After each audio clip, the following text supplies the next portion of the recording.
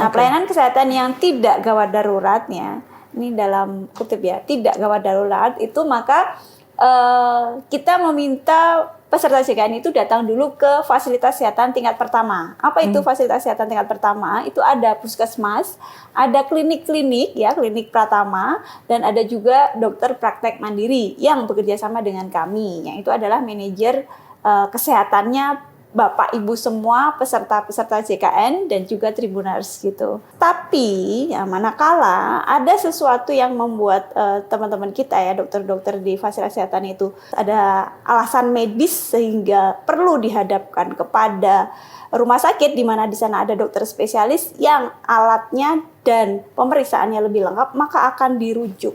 Nah, inilah rujuk ya kan. Setelah dirujuk ada beberapa penyakit yang itu tuh bisa dikembalikan lagi di FKTP, itulah balik.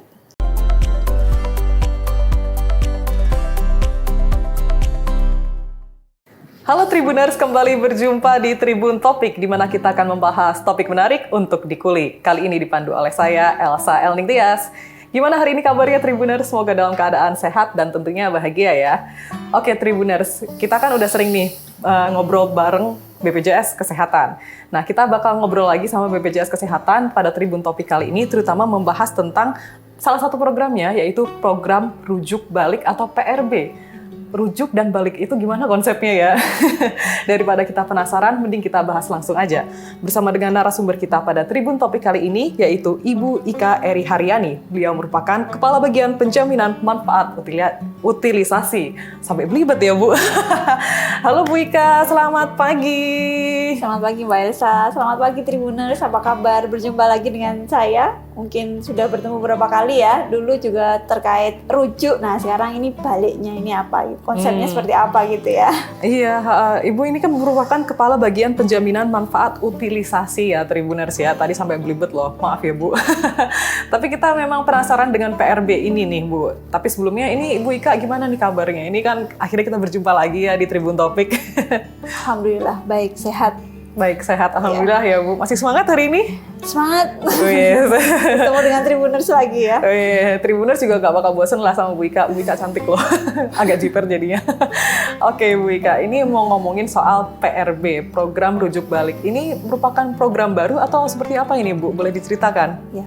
Sebenarnya untuk Tribuners yang lain sebenarnya PRB ini udah lama ya, bukan program baru. Jadi kalau saya izin cerita dari awal ya, kalau misalnya peserta JKN ya, di sini kan pasti ada Tribuners, ada siapa ayah, ibu, kakek, nenek, siapa aja lah ya, tetangga gitu. Yang itu merupakan peserta JKN, maka ada pelayanan kesehatan. Nah, pelayanan kesehatan yang tidak gawat daruratnya, ini dalam kutip ya, tidak gawat darurat itu maka kita meminta peserta JKN itu datang dulu ke fasilitas kesehatan tingkat pertama. Apa itu fasilitas kesehatan tingkat pertama? Itu ada puskesmas, ada klinik-klinik ya, klinik pratama, dan ada juga dokter praktek mandiri yang bekerja sama dengan kami. Yang itu adalah manajer kesehatannya Bapak Ibu semua peserta-peserta JKN dan juga Tribuners gitu. Nah, saat di situ kan ada dokter umum ya. Oke. Dan satu klinik, satu puskesmas itu dokter umumnya banyak, nggak cuma satu. Ada yang sampai 9, ada yang 6, ada yang 4, banyak gitu. Nah, di situ peserta JKN akan mendapatkan pelayanan kesehatannya sesuai dengan kebutuhannya. Dan teman-teman kita gitu ya, teman-teman saya mungkin dokter-dokter yang ada di FKTP itu memiliki kompetensi dan sudah diseleksi oleh BPJS Kesehatan sebelum akhirnya mereka menjadi fasilitas kesehatan yang memberikan pelayanan pada Tribuners sekalian.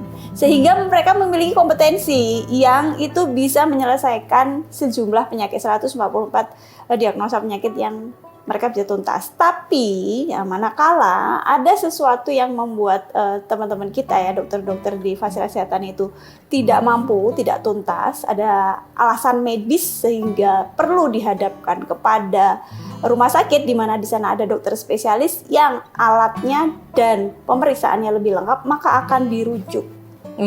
Oke. Nah, inilah rujuk ya kan. Setelah dirujuk ada beberapa penyakit yang itu tuh bisa dikembalikan lagi di FKTP, itulah balik. Oh gitu, penjelasan rujuk dan baliknya. Rujuk balik. Seperti itu ya, Iya. oke. Nah, rujukan ini sebenarnya nggak berhenti antara FKTP ya, fasilitas kesehatan tingkat pertama ke fasilitas kesehatan rujukan di rumah sakit. Bisa juga antar rumah sakit kelas C ke rumah sakit kelas B misalnya, itu juga dalam konsep rujuk dan balik. Nah, kita sekarang mungkin akan berbicara rujuk balik ini konsepnya dari rumah sakit ke FKTP. Oke. Nanti ada syarat-syaratnya untuk rujuk balik itu bisanya seperti apa gitu, Mbak. Konsepnya begitu ya. Berarti tadi dari rujuk balik ini juga ternyata ada beberapa yang belum bisa ditangani, Mbak. Jadi ini harus yang kategorinya gawat darurat. Pertama seperti itu dulu ya harusnya. Oh bukan, ini kita berbicara di luar gawat darurat. Oh, kalau di luar gawat darurat, maka Hmm. pasti namanya juga gawat dan darurat. Pasti orang akan mencari yang terdekat. Betul. Ya Iya. kan? Nah ini di luar itu. Terdekat dan di waktu itu, ini di luar itu di luar yang gawat darurat, yang dia masih bisa menunggu. Kayak misalnya kemarin tuh saya terkilir tapi nggak apa-apa lah, tak iniin dulu gitu, terus tapi kok besoknya jadi Makin parah. abuh apa sih namanya, membengkak. Membengkak ya gitu, makanya itu kan nggak gawat darurat tuh, tapi dia akhirnya datang ke FKTP. Beda dengan gawat darurat misalnya udah ketabrak mobil misalnya, ya itu kan patah tulang, berdarah-darah, nah itu udah langsung mencari yang paling dekat udah gitu pasti. Itu bukan yang di sini ya, tapi yang dia masih bisa menunggu, artinya bisa ke FKTP dulu. Seperti itu, penanganan pertama dan terdekatnya dulu seperti itu. Untuk yang gawat darurat, ini yang di luar itu ya. Di luar itu, oke.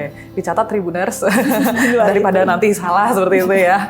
Kan ini kita juga biar sama gitu, biar nggak miskomunikasi gitu. Jadi di sini pokoknya kita tidak berbicara yang gawat darurat. Gawat darurat kita dulu udah pernah bicara itu. Iya, di episode sebelumnya jangan lupa ditonton Tribuners. Oke, Bu Ika, kita juga penasaran nih, kira-kira ada daftar penyakit kronis apa aja yang termasuk dalam program rujuk balik ini? Iya, jadi tadi kan kita sudah sampaikan, manakala itu bukan kasus gawat darurat, di luar gawat darurat, saya sampaikan di sini kasus yang masih bisa, misalnya kayak flu gitu ya, misalnya flu terus kita datang ke FKTP. Cuma kalau flu ini sudah berhenti di FKTP aja, Tribuners, karena di FKTP ini bisa tuntas dia. Bisa tuntas. Terus banyak sekali yang bisa tuntas, 144 diagnosa itu bisa dikuasai oleh dokter umum dan tuntas di sana sampai dengan pengobatannya dan evaluasinya.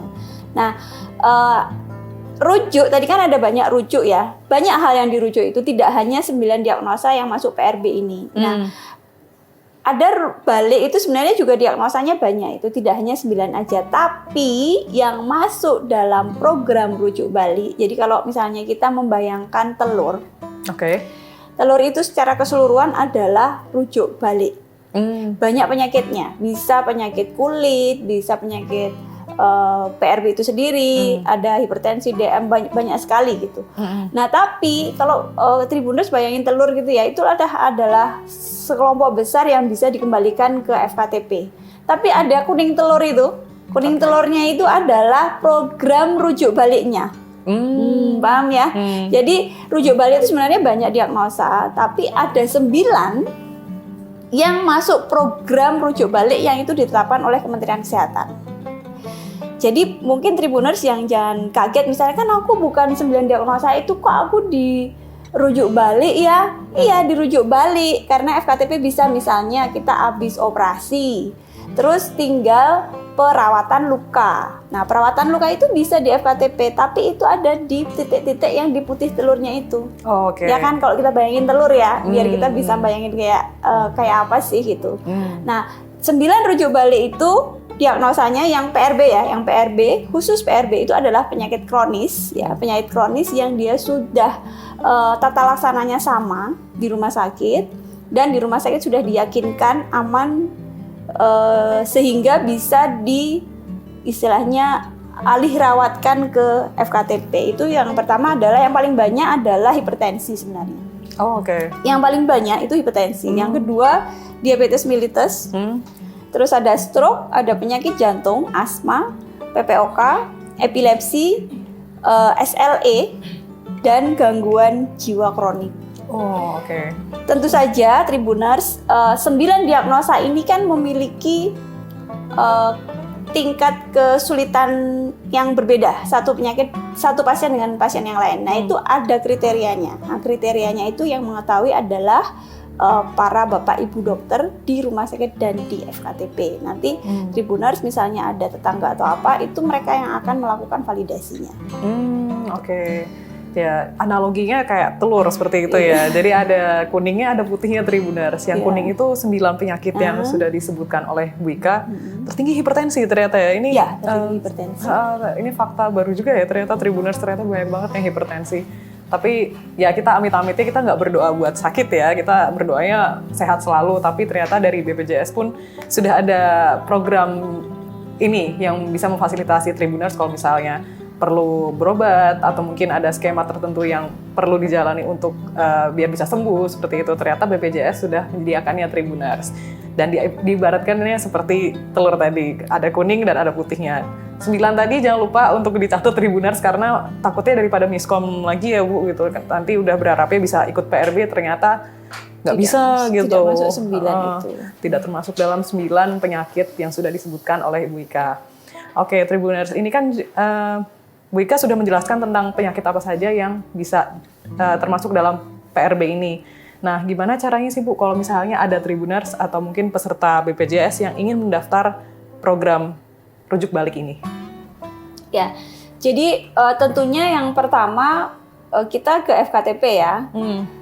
Terus peserta tersebut memang memiliki 9 diagnosa tersebut. Nah, nanti dari FKTP akan dirujuk ke rumah sakit ya, sesuai dengan pilihan kita. Kita bisa memilih sih, saya bisa kemana aja sih dok, itu bisa tanya, nanti dirujuk ke sana. Nah, nanti di rumah sakit itu ada yang namanya, tetap ada pemeriksaan, tetap mendaftar, tetap memeriksakan diri, tetap bertemu dengan dokter spesialis. Nanti di situ akan dilakukan yang namanya validasi. Validasi itu kayak melihat pasien ini itu memiliki kondisi yang sudah bisa dikembalikan atau belum.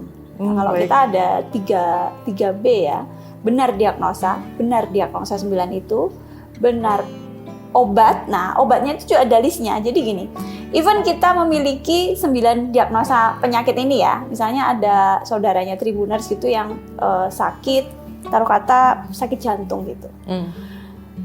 Udah bener kan ya diagnosanya jantung, terus dikasih obat lah di rumah sakit. Nah, ternyata obatnya itu ada 4. Yang satunya tidak masuk dalam list obat PRB. Karena obat PRB ini juga ditetapkan oleh Kementerian Kesehatan. Diagnosanya ditetapkan oleh Kementerian Kesehatan dan obatnya juga ditetapkan oleh Kementerian Kesehatan. Nah, saat diagnosanya benar tapi obatnya ada yang tidak bisa masuk dalam list PRB ini, maka tidak bisa juga dilakukan rujuk balik. Nah, tapi jangan khawatir. Hal-hal yang seperti ini kalau sudah stabil, artinya dia diagnosanya kan tetap itu aja ya. Terus obatnya juga untuk yang obat kronisnya itu sama gitu dalam 3 bulan, maka Tribuners atau keluarga itu bisa minta iterasi. Oke. Iterasi obat. Iterasi obat itu apa sih gitu? Iterasi obat itu adalah sebuah persepan yang dokter di entah itu rumah sakit entah itu di FKTP ya, ini kita bicaranya konteksnya adalah di rumah sakit. Kenapa? Karena tidak bisa dirujuk balik. Sehingga kita harus tetap datang ke rumah sakit, tapi bisa minta iterasi saat kita memang sudah stabil walaupun tidak tepat gitu ya. Istilahnya tidak tepat untuk PRB, nggak bisa PRB, di luar PRB. Nah, di situ Tribuners Tribuners tinggal bilang aja, karena proses-proses semuanya dalam digital dan semuanya oleh petugas rumah sakit. Jadi untuk kedepannya, jadi misalnya bulan apa? Bulan Juni ya, Juni datang ke rumah sakit gitu, nganterin keluarga gitu kan, Tribuners ternyata di situ, oh ya ini bisa iterasi misalnya karena ini nggak bisa PRB, obatnya nggak masuk di dalam list obat PRB gitu kan. Ini iterasi aja ya 2 kali ya. Jadi nanti bulan Juli sama Agustus itu obat dapat diambil tanpa kedatangan pasien. Misalnya karena pasiennya udah sepuh sekali gitu, sehingga yang mengambilkan bisa keluarganya. Oh, bisa diwakilkan ya? Ya, untuk yang iterasi ini. Tapi sampai dengan 2 kali ini, nanti kan sampai Juli Agustus tuh, Septembernya pasien harus datang. Kenapa? Karena harus dihadapkan dan diperiksa oleh dokter. Itu untuk yang iterasi. Tapi kalau misalnya tadi ya sudah dari FKTP, penyakitnya jantung kan, dihadapkan ke poli. Oh ternyata benar jantung. Oke. Terus obatnya 3 dan semuanya masuk dalam list obat PRB. Terus dilihat dari kemarin 3 bulan lalu obatnya sama nih. Kondisinya udah bagus, stabil, oke.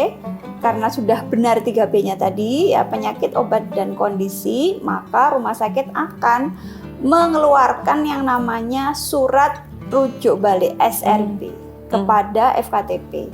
Nah, di rumah sakit apakah mendapatkan obat? Dapat, tapi hanya 7 hari. Kenapa hanya 7 hari? Karena peserta yang tadi didaftarkan sebagai PRB itu tadi, ya peserta PRB tadi, diharapkan pada hari ke-5 atau hari ke-6 segera ke FKTP. Dan di FKTP-nya periksa, bertemu dengan dokter umumnya. Setelah bertemu dengan dokter umumnya, maka akan diberikan resep 30 hari. Oke. Nah, resep 30 hari ini obatnya 30 hari dong, ya. Itu diambil di mana gitu. Beberapa itu ada klinik yang di situ menyatu tuh ininya, apotek PRB-nya. Tapi ada beberapa klinik atau dokter keluarga yang apotek PRB-nya itu di tempat lain. Nah, kalau di sini kita kan area Semarang dan Kota Semarang dan Demak itu kita ada Semarang itu ada 26 apotek PRB ya. Ada yang menyatu dan tidak itu. Puskesmas juga sudah ada loh yang punya ruang farmasi namanya. Jadi bisa ngambil di situ. Baru 10 nanti akan ada perluasan. Terus yang di Demak itu ada 9 apotek PRB.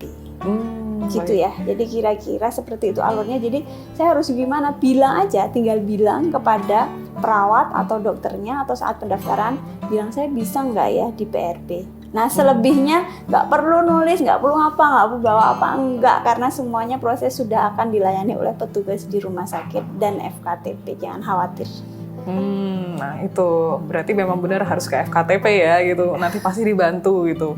Di Kota Semarang udah ada 26 yang gabung dengan apotek PRB-nya. Apotek PRB-nya, dan di Demak ada 9 ya tadi apotek ya? PRB-nya, iya. Kalau FKTP-nya banyak, ada sekitar 350. Waduh, banyak banget itu. Pasti juga menjangkau Tribuners nih pasti. Mungkin tinggal geser dikit langsung ketemu itu FKTP-nya ya. Oke, baik Bu Ika. Ini juga penasaran nih, kan ada banyak banget fasilitas dari BPJS Kesehatan terutama untuk program ini.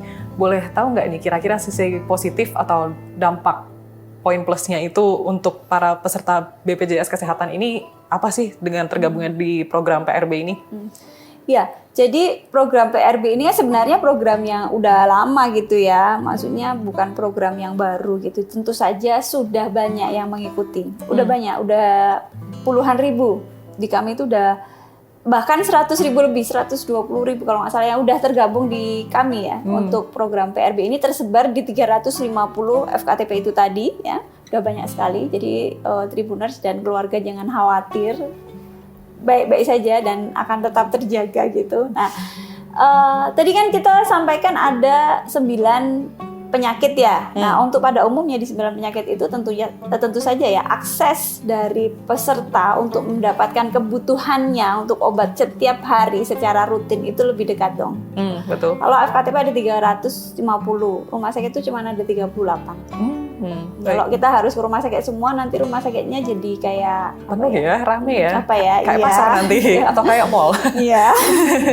Jadi tentunya karena itu tersebar, maka ngantrinya juga nggak sebanyak di rumah sakit. Gitu. Nah, selain itu, karena dokter keluarga atau dokter umum atau puskesmas itu adalah manajer kesehatan kita ya, peserta-peserta JKN, maka beliau itu akan lebih dekat gitu dengan Bapak Ibu karena lebih hafal. Tentu saja kalau punya kawasan yang lebih kecil ini lebih hafal ya. Kalau rumah sakit kan kawasannya lebih gede gitu. Jadi kita akan lebih dihafalin gitu. Jadi ada apa gitu yang berhubungan dengan kita atau penyakit pasien itu dokternya akan lebih detail gitu. Nah, selain itu khusus untuk 2 penyakit terbanyak tadi ya, hipertensi dan DM, itu ada klubnya.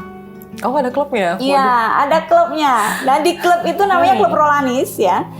Bisa bergabung untuk yang sudah itu tadi ya, DM atau hipertensi dan sudah terdaftar PRB, terdaftar Rolanis. Di klub itu ada fasilitas untuk cek lab rutin untuk yang DM ya. Terus ada pertemuan untuk edukasi setiap bulan di setiap FKTP. Oh, oke. Ya, Diingatkan juga gitu ya, ada jadi di jadwalnya. situ akan ada edukasi itu macam-macam, ada gaya hidup sehat. Bagaimana kita bisa hidup dengan penyakit kronis ini tapi tetap sehat gitu. Nah, oke. itu tujuannya ada klub kronis. Jangan khawatir, tetap ada temannya, bisa ngobrol-ngobrol sama sesama penderita dan saling menguatkan. Seperti itu.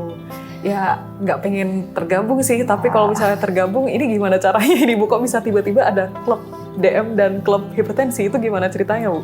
Jadi nanti kalau misalnya sudah di PRB kan dari rumah sakit dan ternyata kita atau keluarga kita itu masuknya di penyakit yang hipertensi atau DM tadi, bilang kepada FKTP-nya yang di frontliner itu aja. Biasanya ada yang daftarin itu kan ya, perawat atau apa yang daftarin admin itu yang depan itu, sampaikan ini kan saya udah di PRB, terus penyakit saya adalah hipertensi dan DM, apakah saya bisa mendaftarkan Pak, Bu gitu, Mbak gitu. Sampaikan aja di situ, nanti mereka pasti akan dengan senang hati. Kenapa? Karena FKTP ini mereka memiliki klub-klub yang banyak sebenarnya. Ada yang satu FKTP itu punya 4 klub, ada yang berapa klub itu. Itu pasti akan difasilitasi. Kan dengan senang hati mereka. Oh gitu ya. Waduh, kekeluargaan banget ya sebenarnya ya. Sampai ada klubnya loh, Tribuners. Itu agak nggak kebayang ya, tiba-tiba punya grup WhatsApp namanya Diabetes Mellitus gitu. Aduh, atau nggak ada grupnya ini, jangan-jangan apa di Japri gitu ya. Ya, di Japri. Di Japri ya. Oke, yang jelas cukup menarik ya ini Tribuners, karena ternyata kita juga bisa sharing seperti itu ya, dan saling mengingatkan jadwal. Ini harus kontrol atau mungkin harus ke rumah sakit lagi untuk berobat seperti itu. Nanti dari BPJS juga ada reminder-nya nih Tribuners. Oke Bu Ika, ini kayaknya kita udah di penghujung acara nih. Tapi kalau dari Bu Ika sendiri, kira-kira ada statement atau mungkin ada pesan untuk Tribuners nggak nih? Ya, mengingat sebenarnya penyakit itu kan sangat luas ya. Dari yang mungkin bisa ditangani oleh FKTP sampai rumah sakit, tapi ada yang tidak bisa ditangani FKTP hanya di rumah sakit. Nah, untuk memberikan keadilan ya, rasa keadilan untuk yang lebih membutuhkan itu, maka kami dorong Bapak Ibu yang sebenarnya itu bisa dilayani di FKTP, maka di FKTP termasuk PRB ini. Jadi kalau memiliki 9 diagnosa itu tadi ya, itu tolong bisa ditanyakan, sebenarnya bisa nggak sih saya menjadi peserta PRB? Nah, saat itu sudah menjadi peserta PRB, kita sudah mendapatkan fasilitas lebih dekat, dan kita juga memberikan hak untuk pasien yang memiliki kesakitan lebih sakit gitu ya. Bayangkan kalau itu adalah keluarga kita, tentu kita membutuhkan banyak waktu gitu. Jangan sampai di rumah sakit itu sebentar-sebentar karena pasiennya ternyata banyak sekali. Padahal itu banyaknya itu bisa di FKTP. Yang di FKTP itu lebih banyak kan jumlahnya, 350 kan. Betul. Jadi di sana juga sebenarnya ada fasilitas yang baik. Itu pertama itu. Yang kedua, Bapak Ibu dan juga Tribuners di sini ya, saat kita sudah menjadi peserta PRB itu, ayo aktif gitu. Kenapa? Karena tujuan minum obat itu adalah untuk membuat kondisi kita stabil. Kenapa stabil? Agar tidak terjadi komplikasi. Nah, kondisi stabil itu membutuhkan obat dan juga gaya hidup kita. Makanya di situ, di dalam perpuluhan situ selalu ada edukasi untuk mengingatkan, ayo makannya dijaga, olahraganya dijaga. Di situ juga ada klub senam. Oh, oke. Gitu kan. Seru banget. Iya, seru banget memang. Sehingga mari kita manfaatkan yang udah diberikan fasilitas ini ya oleh negara ini gitu kan, untuk kesehatan kita bersama. Kita sehat, orang lain yang membutuhkan di rumah sakit juga mendapatkan haknya gitu ya, nggak berkurang karena mereka mendapatkan waktu yang banyak. Keluarga kita juga pasti senang. Jadi Semarang dan Demak sehat lah ya. Itu tujuannya itu. Nah, betul banget. Ya, kesehatan itu kan mahal ya. Nanti begitu sakit baru berasa gitu. Aduh, pengen sehat deh. Tapi Tribuners jangan lupa kalau udah daftar PRB itu yang penting harus aktif gitu ya. Seperti Ibu Ika sampaikan barusan. Oke, Ibu Ika, terima kasih banyak atas waktunya. Ini program PRB-nya keren banget, dan semoga Tribuners juga jadi terketuk pintu hatinya untuk aktif dan juga langsung mendaftar seperti itu ya. Sukses selalu untuk Bu Ika. Terima kasih banyak, Ibu. Terima kasih, Mbak Elsa. Baik, Tribuners, sekian untuk Tribun Topik kali ini. Jangan lupa untuk saksikan Tribun Topik lainnya hanya di media sosial Tribun Jateng. Saya Elsa Elnitias atas nama kru yang bertugas mengucapkan terima kasih dan sampai jumpa.